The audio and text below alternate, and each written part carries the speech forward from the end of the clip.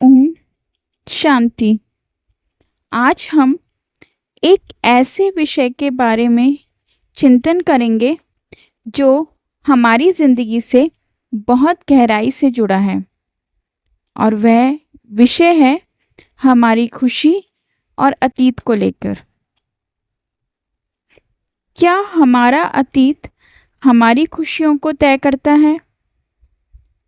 क्या पुराने अनुभव हमें आज भी दुख देते हैं, या फिर क्या हम अपने अतीत को बदलकर अपने वर्तमान को सुखमय बना सकते हैं? ये सभी सवाल हमारे मन में हमेशा चलते रहते हैं। अगर ब्रह्मा कुमारी के दृष्टिकोण से देखा जाए तो अतीत बीत चुका है, वह लौटकर नहीं आएगा, पर हम अपने विचारों और दृष्टिकोण से तय कर सकते हैं कि उसका प्रभाव आज कैसा होगा। उदाहरण के लिए, एक व्यक्ति का बचपन कठिन रहा। माता पिता के झगड़े, आर्थिक तंगी, ये सब चीज़ें वह अपने बचपन में सहता रहा। वह बड़ा होकर भी हर परिस्थिति को दुख की नज़र से देखता रहा। लेकिन जब उसने अतीत को स्वीकारना और उससे सीखना चाहा, तभी जीवन में खुशी लौटी। अगर देखा जाए तो अतीत के अनुभव हमारे मन में छाप छोड़ देते हैं।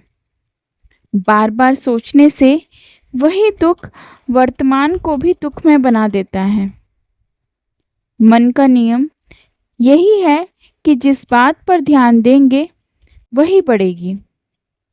आप चाहें तो एक अभ्यास भी कर सकते हैं कि 1 मिनट साइलेंस में बैठ जाएं और अपने आप से कहें, मैं आत्मा हूँ, अतीत बीत चुका है, मैं वर्तमान में खुश रह सकता हूँ।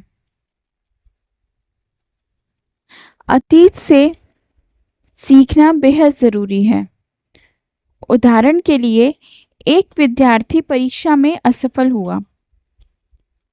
यदि वह उस असफलता को बार बार याद करेगा तो निराश रहेगा। यदि वह उससे सीख लेगा तो भविष्य और भी ज़्यादा उज्जवल होगा। हम ब्रह्मा कुमारी के माध्यम से यह संदेश लेते हैं कि हर परिस्थिति एक शिक्षक है। अतीत की गलतियों को स्वीकार करो, लेकिन उन्हें बार बार जियो मत। अतीत को एक डायरी में लिखें और सीखें कि आप अपने बीते हुए कल से क्या क्या सीख सकते हैं। ध्यान में अभ्यास करें, मैं आत्मा हूँ, शुद्ध, पवित्र, शांति का सागर, और परमात्मा मेरा साथी है। हर दिन एक सकारात्मक संकल्प करें, जैसे आज मैं अतीत से मुक्त हूँ। अगर देखा जाए तो खुशी और अतीत का संबंध बहुत गहरा है और इसे गहराई से समझना जरूरी है। खुशी बाहरी परिस्थितियों से नहीं आती, बल्कि हमारी सोच से आती है। अतीत केवल एक रिकॉर्ड है, कैसे हम उसे चलाते हैं यह हमारे हाथ में है। उदाहरण के लिए, एक महिला का पति अचानक गुजर गया। वर्षों तक वह उसी दुख में जीती रही। जब उसने राजयोग सीखा, तब उसने समझा कि अतीत बदला नहीं जा सकता, पर मैं वर्तमान में शक्ति भर सकती हूँ। इसके बाद उसका जीवन शांत और खुशहाल हुआ। अभ्यास के लिए आप चाहें तो साइलेंस में बैठकर अपने आप से कह सकते हैं, मैं आत्मा हूँ। मेरा अतीत बीत चुका है।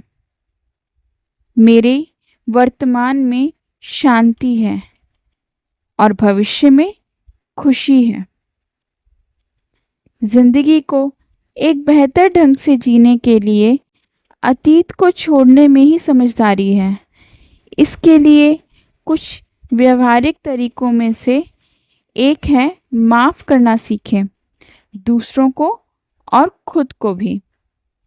दूसरा है सकारात्मक लोगों और सत्संग का साथ लें।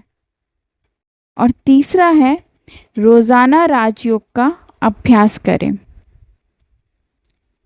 गीता में भी श्री कृष्ण का संदेश है, कर्म करो, फल की चिंता मत करो।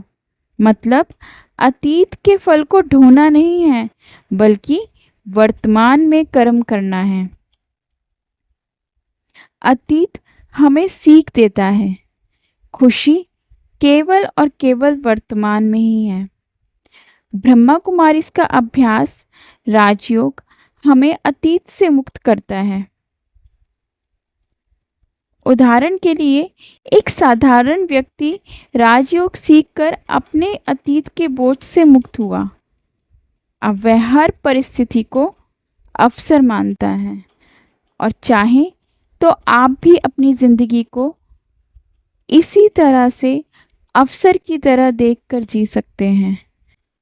हर रोज़ 5 मिनट का मेडिटेशन करें, जिसमें अपने आप से कहें, मैं आत्मा हूँ, शांति स्वरूप आत्मा। मेरा अतीत बीत गया है, वर्तमान में खुशी है और परमात्मा का प्यार मेरे साथ है। याद रखें, अतीत का बोझ छोड़कर ही सच्ची खुशी पाई जा सकती है। ओम शांति।